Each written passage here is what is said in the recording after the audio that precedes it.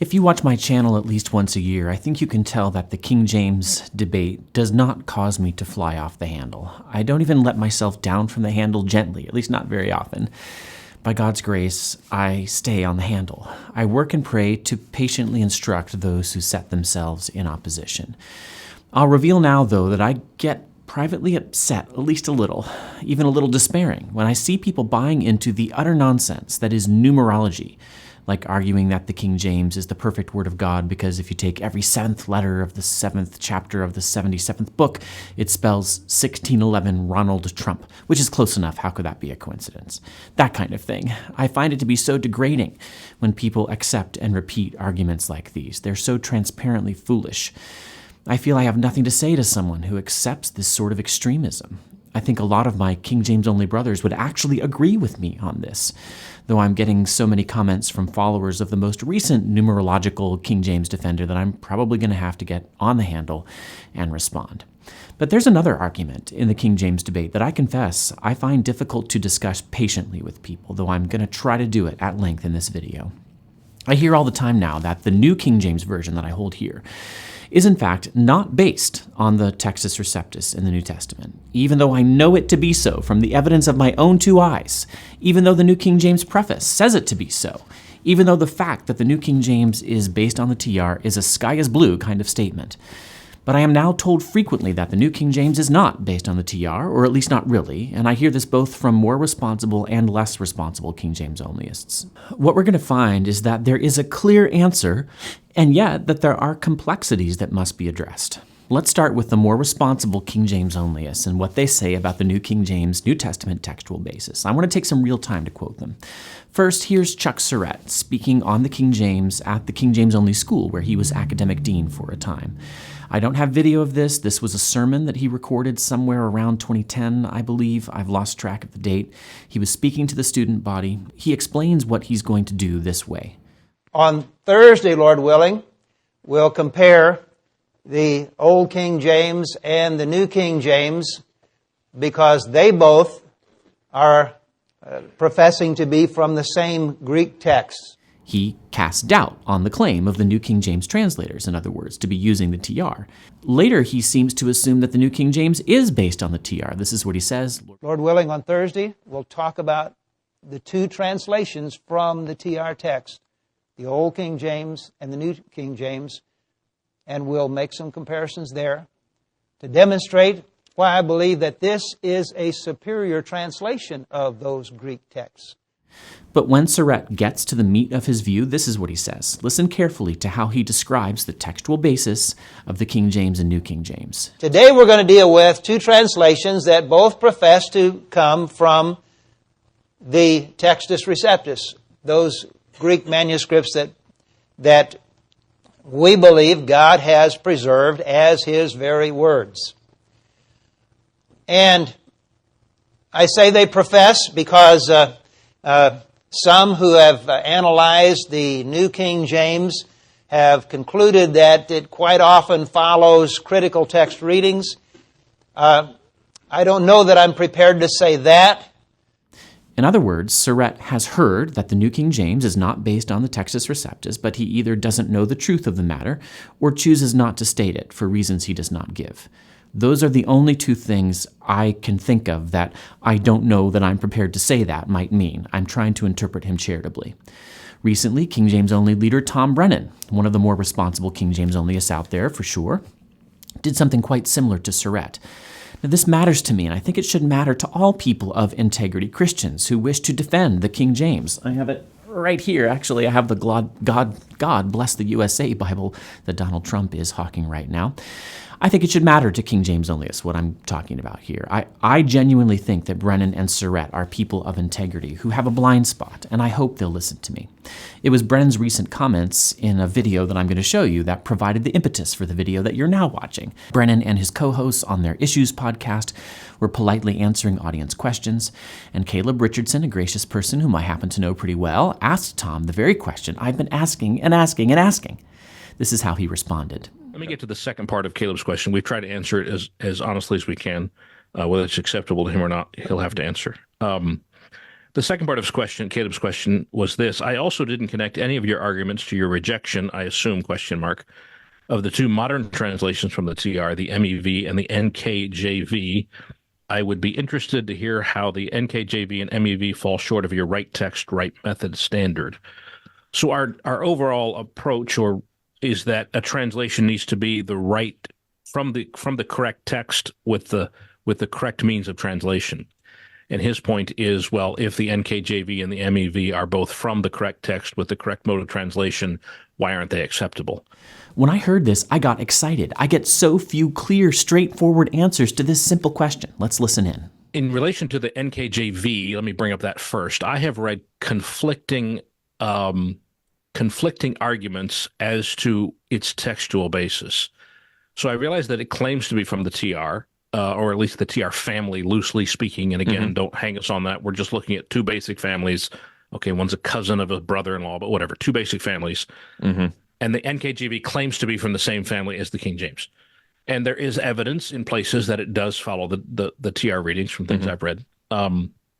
There is also evidence I've read in other places that where the NKJV departs from the King James, because in places it does depart from the King James, doesn't just reword it, in some places it departs from it, that when it departs from it, it's embracing the critical text or the opposite text. So I've read both sides of that, but to me it boils down to this. I'm not sure that it seems to be, from what I can tell, that the NKJV follows the TR except when it doesn't. So I don't grant it as being from the same. It's not the same as the other argument if it's genuinely a new translation from the TR, because there are at least there claim to be additional translations from the TR. At first, this might sound even-handed. Neither Surrett nor Brennon is coming down hard on a position. They're just reporting both sides. But on some points of verifiable fact, it's wrong to be even-handed. I'm not even-handed about whether or not the New American Standard Bible or NIV are based on the Textus Receptus. They're not. They say they're not, and you can go look for yourself, as I have repeatedly done, at whether they match up with the TR tradition at hundreds of places of textual variation in the New Testament. And if you can follow me as I enter, if possible, even touchier territory, consider an issue that roiled the 24-hour news cycle some time ago, the size of the crowd at Donald Trump's January 2017 inauguration. This is the controversy that gave rise to Kellyanne Conway's infamous eternal phrase, alternative facts. We have alternative facts, she said. Then White House Press Secretary Sean Spicer claimed that Trump's crowd was, quote, the largest audience to ever witness an inauguration, period, both in person and around the globe. As fact-checkers have pointed out, however, many of Spicer's claims simply did not hold up. You could look with your own eyes at photos of the crowd sizes and see that his claims were not true. I have to believe that some people who heard from a friend who was usually trustworthy that Trump's crowd size was the biggest ever, they're not morally culpable for believing this claim. But leaders in the debate are. Journalists, for example, have a responsibility to do some homework before repeating verifiable claims. When something is directly, empirically verifiable, and when it's central to an important debate, the way the textual basis of the New King James is, responsible participants in that debate, leaders in that debate, cannot and should not be even-handed. There is only one responsible side. I reported Brennon's words to a missionary friend of mine, and he said to me very insightfully, that comment is kind of like your grandma posting an outright conspiracy theory about how Barack Obama secretly included requirements for Satan worship in the Affordable Care Act. And when you say, Grandma, that just isn't true, you can't say that. She replies, well, I wouldn't put it past him. Brother Brennon and Brother Surrett, the textual basis of the New King James is easy to find out. It's the Textus Receptus. The New King James preface says this clearly, as we'll see, and it's been out for over 40 years. And because you are leaders in the King James debate, you should have known this. If you doubted the New King James preface's claim, and if you have insisted that any sound translation based on the TR should be in principle acceptable, then you should have tracked down the truth of the New King James's textual basis decades ago. You should not have repeated a rumor about it until you had checked it out for yourself. If you can't, check it out for yourself, my brothers, because you can't read Greek, and here I speak to anyone, not just Brennon and Surrett. Then say that. Say, I cannot read Greek, so I have no way of verifying the New King James's claim to be based on the TR. I'm going to acknowledge some complexities later in the video, but the base facts are solid. and I've now described what's often said by those who are the most responsible people in the debate. Because the more responsible people are being openly irresponsible when it comes to the textual basis of the New King James, the less responsible people go really wild. I can't tell you how many times commenters on my YouTube channel have insisted to me that the New King James is based on the critical text. They frequently accompany this claim with other statements that just don't make any sense to someone who reads Greek. For example, just the other day, a King James-only commenter calling himself Berean Fellowship wrote to me this. Mark word on words, the New King James Bible leans more towards the Vaticanus and Sinaiticus text on key verses. The Vaticanus text was rejected by the KJV translators as heretical. I have simple verses from each Bible to compare these truths. Notice the double period after each sentence. You don't need a PhD to understand these simple things. I'm afraid the Jesuit college you have attended is the real reason for your misguided perception of truth. There's only one right English version today, and that is the KJV. I included the rest of the comment to show you the going wild part. Responsible people don't mock PhDs or call me a Jesuit, and they usually don't use such innovative punctuation. Another commenter wrote, the NKJV is not a Textus Receptus. Keep lying yourself. Every once in a while, I get a little cheeky with commenters in obedience to Proverbs 26:5. He said the New King James is not a Textus Receptus.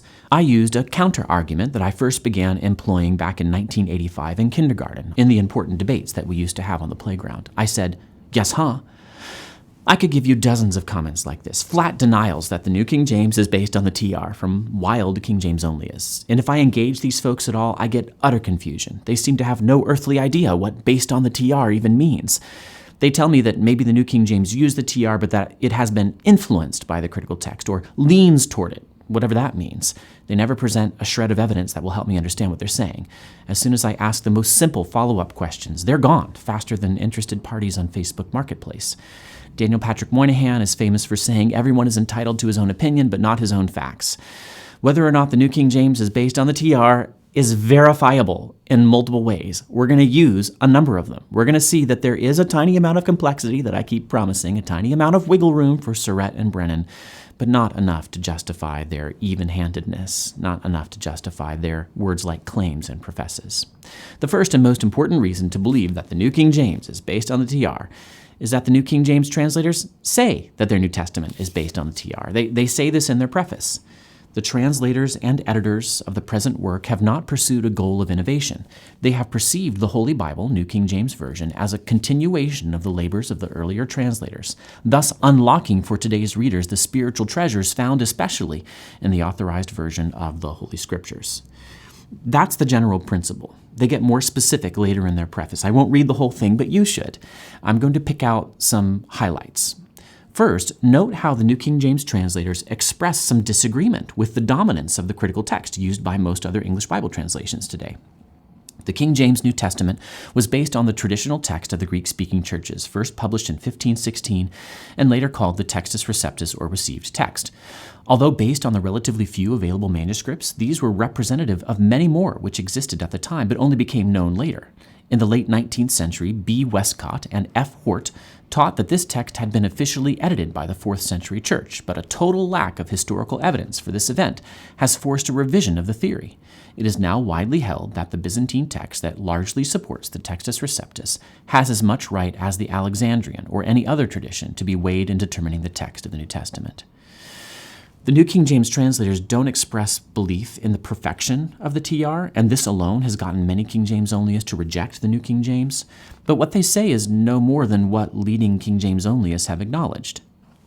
Those readings in the Textus Receptus which have weak support are indicated in the side reference column as being opposed by both critical and majority texts. See pop-up notes. Again, even leading King James and TR defenders acknowledge that there are some readings in the TR that have little to no manuscript support, like Revelation 22:19 and the famous phrase in the TR, Book of Life instead of Tree of Life. Book of Life occurs in 0 Greek New Testament manuscripts. The New King James reads Book of Life, just as the TR does. The translators are just being responsible to point this out. Now here's the money quote, the farthing quote. Listen closely. Because the New King James Version is the 5th revision of a historic document translated from specific Greek texts, the editors decided to retain the traditional text in the body of the New Testament and to indicate major critical and majority text variant readings in the pop-up notes. Hear me clearly. for Chuck Surrett and Tom Brennon to question whether or not the New King James is really based on the TR is to call the New King James translators liars. It's not like a bunch of Christian biblical scholars could be mistaken about something as clear and objective as the textual basis of the New Testament portion of their Bible translation. To say that the New King James is actually based on the critical text, or even to suggest that the question is open to debate, is to say that all the stuff the New King James translators said about the rehabilitation of the Byzantine text in their preface was a feint. It was an elaborate deception meant to throw people off the scent of what they were really doing, namely sneaking corrupt critical text readings into the Bible and hoping no one would notice. Now, there's an important footnote here. The New King James translators are slightly unclear on the matter of the textual basis of the New King James Old Testament. This is what they say. For the New King James Version, the text used was the 1967 and 77 Stuttgart edition of the Biblia Hebraica, with frequent comparisons being made with the Bomberg edition of 1524 to 1525. I probably should do a whole video on this, and I may, but one of the scholars who worked on the New King James, James Price, has written a statement in which he explains that in the 8 places of variation between the Biblia Hebraica Stuttgartensia, usually called BHS, the modern edition of the Hebrew Bible that everybody uses, and the Bomberg edition used by the King James translators, he made sure to go with the Bomberg in the New King James Version. I'm going to provide a link to his statement in the show notes. It was in a debate or response to D.A. Waite. So did the New King James translators make a mistake here? Why did they say they used BHS when that wasn't true? Does that show them to be dummies, and does it undercut their claim to have used the TR in the New Testament? No. As Price points out in his book on King James Onlyism, the situation in the Old Testament is massively different from that of the New Testament. Very briefly, the King James translators themselves stray from Bomberg and go with the Vulgate, the Septuagint, or medieval Jewish commentaries in hundreds of places. He details these in his book. If BHS differs in only 8 places from Bomberg, it's much easier in the late 1970s and early 80s, when the New King James translators are doing their work, to use that common edition and to correct it in those 8 places than it is to go find some reprint of a Hebrew Bible from the 1520s. That's all I'll say on this matter for now. A second and briefer reason to believe that the New King James is based on the TR is that some King James defenders do acknowledge that the New King James is based on the TR. David Cloud said, "The New King James is the best of the modern versions since it is not based on the critical Greek text." He also called the New King James a deception, but I'll take what I can get. Kent Brandenburg told me in a comment on my blog, "I've never thought or called the New King James a critical text Bible. I don't know who those people are, who do that. If I'm elsewhere and the churches use the New King James, I'm generally happy because I'm thinking it's from the same text as the King James." I am certain I've heard other leading King James onlyists acknowledge that the New King James is based on the TR, but I do not have their citations handy. Commenters, help me out. A third reason to believe that the New King James Version is based on the Textus Receptus in the New Testament is that the big 3 passages that I hear mentioned all the time by all King James defenders, they're all present in the New King James. Let's look them up together. Mark 16:9-20, present. John 7:53 to 8:11, present. 1 John 5:7-8, present. No brackets surround these passages, though textual footnotes do mention that the critical text does not include them.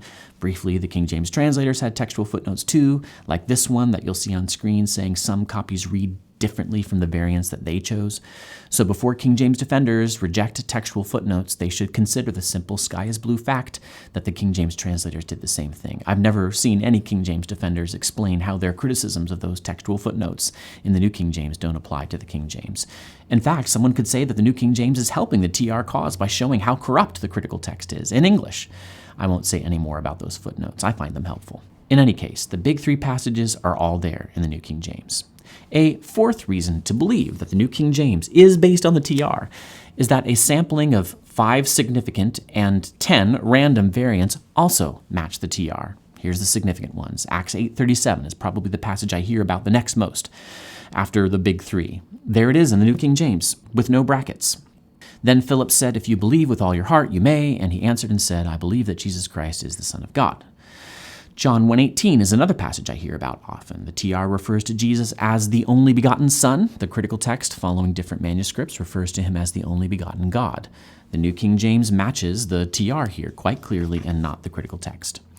John 5:4 is another verse I hear about regularly from King James defenders. It's not included at all in the critical text, but it's there in the TR and it's there in the New King James. For an angel went down at a certain time into the pool and stirred up the water, then whoever stepped in first after the stirring of the water was made well of whatever disease he had. Fourth example, 1 Timothy 3:16. This is another one I hear about all the time from King James and TR defenders. They believe the critical text to be attacking Jesus' deity here. The critical text has, he was manifested in the flesh. The TR, and therefore the New King James, has, God was manifested in the flesh. Fifth, Matthew 17:21 is another verse that's not present in critical text Bibles, but there it is in the New King James. However, this kind does not go out except by prayer and fasting. Those are 5 significant variants that I hear about all the time. In each case, the New King James clearly translates the TR and not the critical text. Now, here are 10 less significant places of textual variation. Rapid fire. I'm going to go through these really fast. I chose these by my random New Testament verse picker. I'll actually be using my King James Parallel Bible site for visuals, which means you'll be seeing the King James and not the New King James. But I checked the New King James in each case. First, the New King James goes with the TR in Revelation 18:6, which says, reward her even as she rewarded you, instead of what the CT, the critical text, says, reward her even as she has rewarded. The object is meant to be filled in by the context, in other words. Second, the New King James goes with the TR in Revelation 3:8, which says, and no man can shut, instead of which no man can shut. Third, the New King James goes with the TR in Mark 10:2, which says that the Pharisees came and asked Jesus a question. Critical text Bibles often translate the verb the same way as asked, even though it's imperfect, was asking in the Greek critical text, because that's just what you do in English. So the latter difference is sort of untranslatable, but that article there is showing the New King James follows the TR. Fourth, the New King James goes with the TR in John 15:26, but when the Helper comes. Critical text Bibles sometimes say but too, even though it's not in the Greek because it's of the critical text, because it's almost demanded by context in English. Fifth, the New King James goes with the TR in Luke 20:28, which is the difference between if a man die without children and if a man be without children, in other words, when he is dead. So there's no difference in meaning, but the Greek is clearly different, and this has to be reflected, and the New King James reflects the TR text. Sixth, the New King James goes with the TR in John 16:10, which is I go to my Father versus I go to the Father. Seventh, the New King James goes with the TR in Matthew 27:22, which is the difference between they all said to him, let him be crucified, and they all said, let him be crucified. The to him is the difference. Eighth, the New King James goes with the TR in Matthew 25:20, which is the difference between I have gained 5 more talents besides them, and I have gained 5 more talents. No besides them. Ninth, the New King James goes with the TR in Ephesians 3:14, which is the difference between I bow my knees to the Father of our Lord Jesus Christ, and I bow my knees to the Father. 10th, the New King James goes with the TR in Matthew 19:3, which is practically identical to what we saw in Mark 10:2, selected randomly, so I won't discuss it further. I could go on and on. I could do more random sampling. I surely could. Dozens, hundreds of places. How much do I have to do before the people who ought to have just read the New King James preface and taken their word for it are satisfied? Can you still sit on the fence with Brother Brennon and Brother Surrett after seeing this evidence? Is the New King James based on the TR or not? It is, but let's go further in another way. A fifth reason to believe that the New King James is based on the TR is that in the very rare cases in which the very most gifted and trained King James onlyists have named to me specific passages in which the New King James readings are allegedly based on the critical text, they are almost always simply wrong. It was on my blog, like I said, and I'd written a post making something like the case that you just heard, a little less detail. I challenged King James onlyists not to tell falsehoods about the New King James's textual basis. I find those falsehoods so frustrating because they're the only thing standing in between the consciences of some TR defenders and reading the Bible in their own English. I hope I've stayed on the handle, however. Brandenburg replied in the comments with 19 alleged examples of places where the New King James departed from the TR. I've wrestled with whether to take the time to go through all of these here. I decided I just can't. This video is already too long. I'll have to select just a few representatives. If you want to go through the whole list, I'll have a link in the show notes to the relevant blog posts. Brandenburg ended up giving me what I would call 4 categories of allegations. The first category were places where he was simply wrong, he was erroneous, and to his great credit, in the only instance that I've ever seen him do, he officially backed down on some of these. He said, I defer here. For example, Kent had charged that in John 10:12, the critical text leaves out the last word prabata, that sheep, and the New King James follows that, while the King James follows the TR, which has that word prabata, meaning sheep. I countered, the New King James uses natural English word order, producing an anaphoric rather than a cataphoric pronominal reference, because the former is easier to follow, rather than what a woodenly literal English translation might require. If the New King James followed the critical text, it would not have sheep anywhere in the last clause. See the NASB, ESV, and NIV. Kent deferred. He did this 4 times. The second category were places where Kent was persuaded that the New King James used the critical text, but I was not. This is where things get complex. For example, in Jude 19, Kent charged that the critical text omits autu themselves, as does the New King James. I countered, this is certainly a translation choice and not a textual one. The New King James translators rendered the ones who separate themselves as those who cause divisions. One may disagree with their philosophy and insist on a more literal rendering, but they did not purposefully omit a word. The third category, between me and Kent here, were places where Kent successfully showed that the New King James did not follow the same edition of the TR as the King James, but where I was able to show that they did follow other TRs. This is where things get even complexer. Here's an example. Kent said in Luke 1:35, the New King James follows the critical text in leaving out ek su, meaning of you or from you, unlike the King James. I countered that the New King James translators either omitted to translate the phrase because it's redundant and unnatural, though certainly not impossible in English, or they followed Stephanus' 1550 TR instead of Scrivener for reasons they don't give. In other words, Stephanus also doesn't have exu. Finally, there were 3 passages that Kent found where the New King James appeared to go with the critical text, and I could not find a TR edition that had that reading. I'm going to discuss each of these passages. First, Colossians 3:17. Let me read the verse in the King James and the New King James. Can you spot the difference? Here's the King James. And whatsoever you do in word or deed, do all in the name of the Lord Jesus, giving thanks to God and the Father by him. Here's the New King James. And whatever you do in word or deed, do all in the name of the Lord Jesus, giving thanks to God the Father through him. It's that word and, God and the Father versus God the Father. And appears in the TR and not in the critical text. The New King James appears not to include a word then, that the TR includes. I can explain this one as a translation decision, but the New King James translators were generally literal, so it's at least equally possible to explain this as following a random critical text reading. Second, in Jude 1:3, the New King James includes our, hemon, following the critical text. Now, the King James itself sometimes translates articles as pronouns when it doesn't have to. She is loosed from the law of her husband, the husband in Romans 7:2. That actually wasn't as literal as it could have been. The King James translators removed the article and replaced it with what is more natural in English, in other words, a possessive pronoun.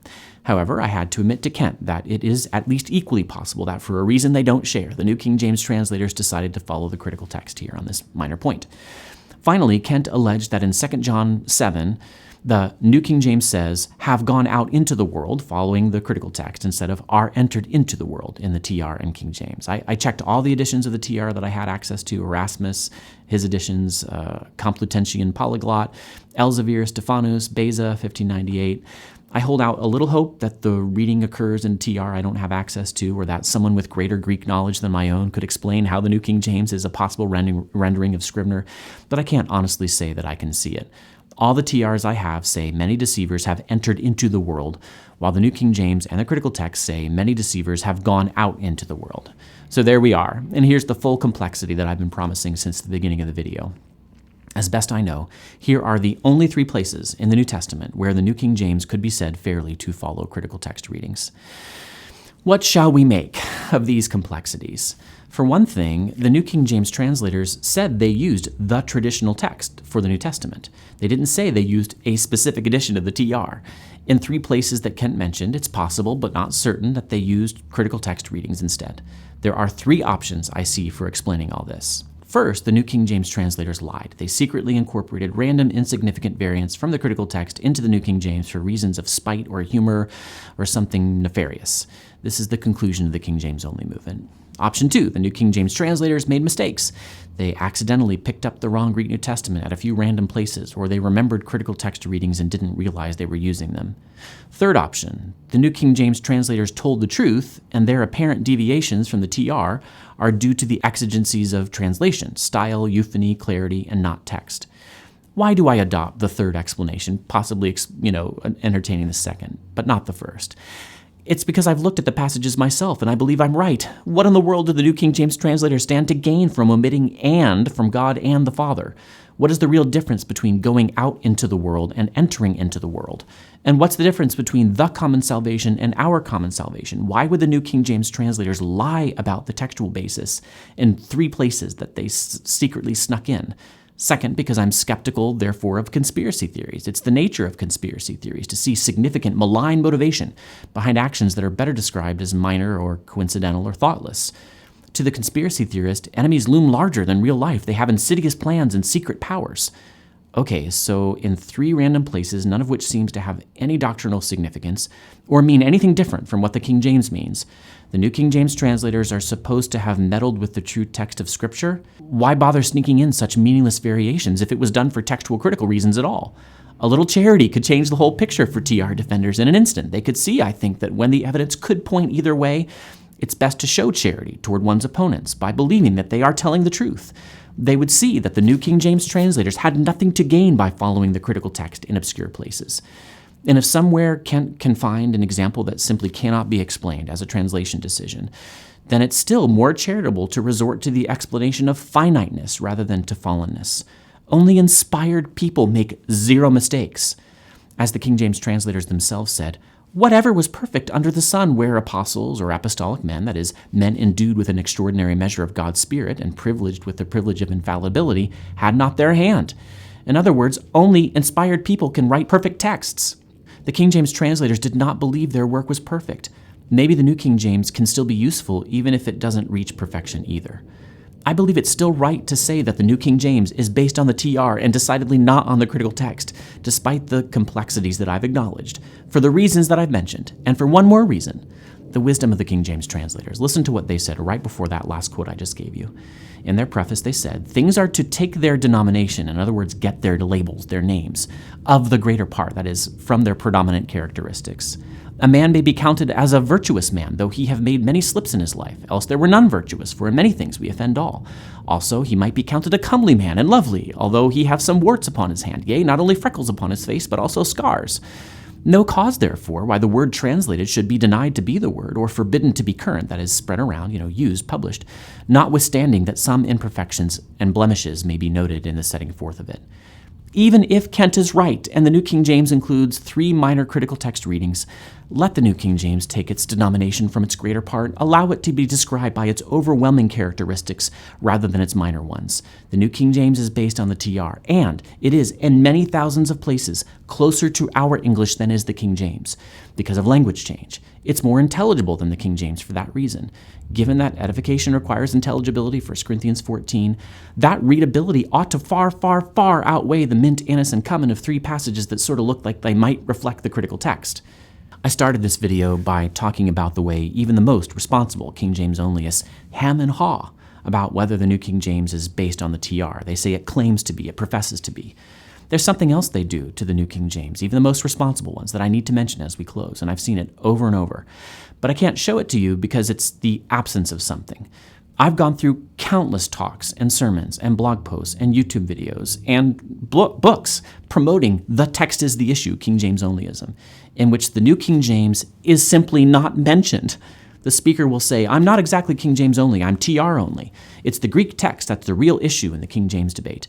And they'll go on to describe the perfect preservation of the TR and the doctrinal superiority of the TR, and you'll get to the end of their talk, and 1,000 such talks that I've listened to, and it simply won't be mentioned that the New King James and Modern English Version are also based on the TR. It also won't be mentioned that there are multiple TRs, but that's a talk for another day and another dollar. I don't toss around the word lie lightly, but I've decided that this repeated failure to mention the important fact of the New King James is based on the TR, along with the uncertain sound that King James onlyists make about its textual basis when they actually do talk about it.